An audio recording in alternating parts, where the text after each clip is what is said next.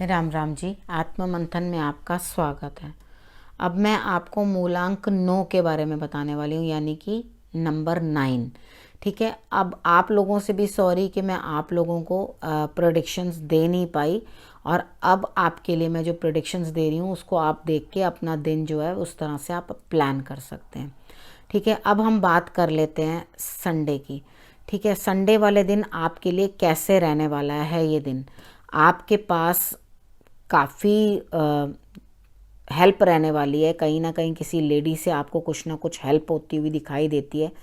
आपने करना क्या है कि आपने पक्षियों को कुछ ना कुछ, बर्ड्स को, कबूतरों को आप कुछ ना कुछ दे दें, दाना दे दें उनको खाने के लिए। बाजरा दे सकते हैं या मूंग की दाल आप उनको दे सकते हैं। अब आपको लेडी की हेल्प तो मिल रही है, ठीक है, देवी की कृपा तो मिल रही है, लेकिन ये धन में मिल रही है। लेकिन आपके मन के अंदर कोई द्वंद्व है, लड़ाई आप किसी से कर लेंगे, ये चीज़ का आप ध्यान रखें। ठीक है। आपका झगड़ा किसी ना किसी के साथ संडे वाले दिन 101% ठना हुआ है। अगर आप समझ के चलेंगे तो लड़ाई नहीं होगी, ठीक है, नहीं तो आपकी लड़ाई पक्की है। उसके बाद हम बात कर लेते हैं मंडे की। मंडे वाले दिन आपके लिए कुछ ना कुछ नया आ रहा है, लेकिन आप अंदर से बहुत अकेले हैं। कुछ नया आ तो रहा है, अब वो आ किसकी वजह से रहा है? शनि की वजह से। शनि आपको प्रभावित करेगा। ठीक है।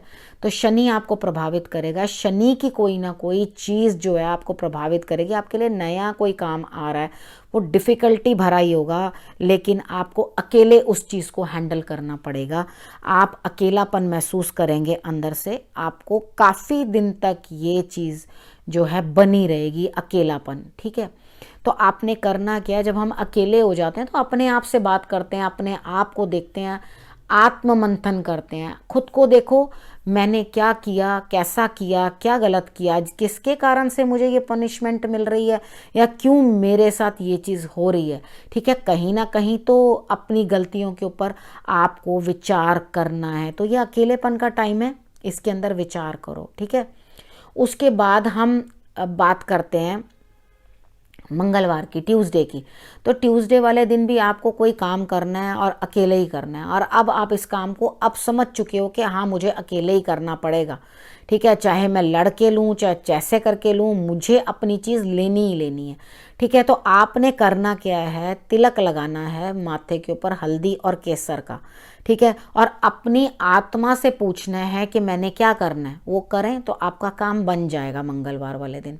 उसके बाद हम बात करते हैं वेनसडे की। वेनसडे वाले दिन आप घर पे ही रहने वाले हो, कहीं जाने वाले नहीं हो, सेवा करने वाले हो। किसी की कोई बीमार भी हो सकता है, और मगर आप बड़े अच्छे मूड से करोगे, बच्चों की तरह आप खुशी खुशी उस कार्य को करने की कोशिश करोगे। आप स्ट्रेस नहीं लोगे इस चीज़ का, कि उसको अपनी रिस्पॉन्सिबिलिटी समझ के आप अच्छे से काम करोगे, और उसको काम को आप हंसी खुशी में ख़त्म कर दोगे। तो वेडनेसडे वाला दिन भी आपके लिए घर में रहना। अपने उपाय के तौर पे डॉग्स को कुछ ना कुछ ज़रूर खिला देना है। ये आप कर लोगे तो आपके लिए बेटर रहेगा। अब उसके बाद हम बात करते हैं थर्सडे की। तो थर्सडे वाले दिन आपको कोई ना कोई गाइडेंस चाहिए, गुरु की।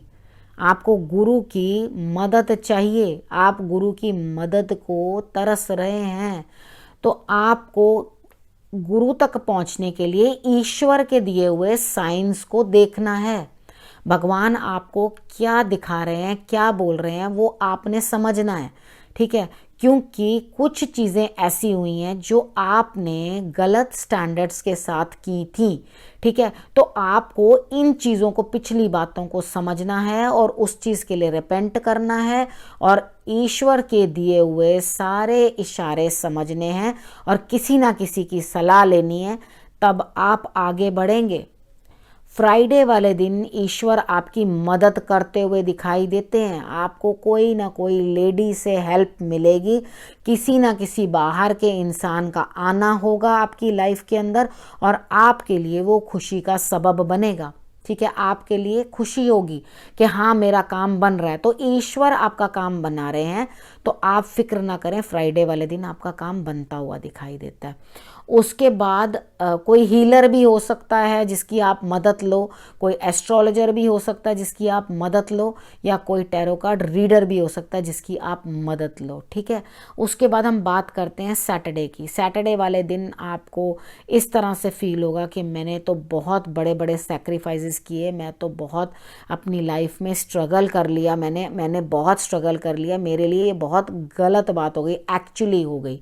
ठीक है, आपने वाकई बहुत ज़्यादा सफ़र कर लिया, या आप अब आपकी लाइफ के अंदर कुछ ना कुछ चेंज बन रहा है, कुछ ना कुछ बदलाव आ रहा है। वो बदलाव तभी आता है जब ईश्वर आपको टेस्ट से गुजार देते हैं। टेस्ट से गुजरने के बाद जीवन में कुछ ना कुछ बदलाव आता है।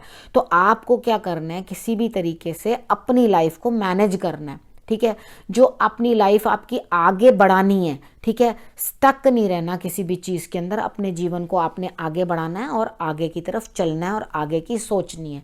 यानी कि पीछे जो हो गया उसको छोड़ना है और आगे जो है बढ़ना है।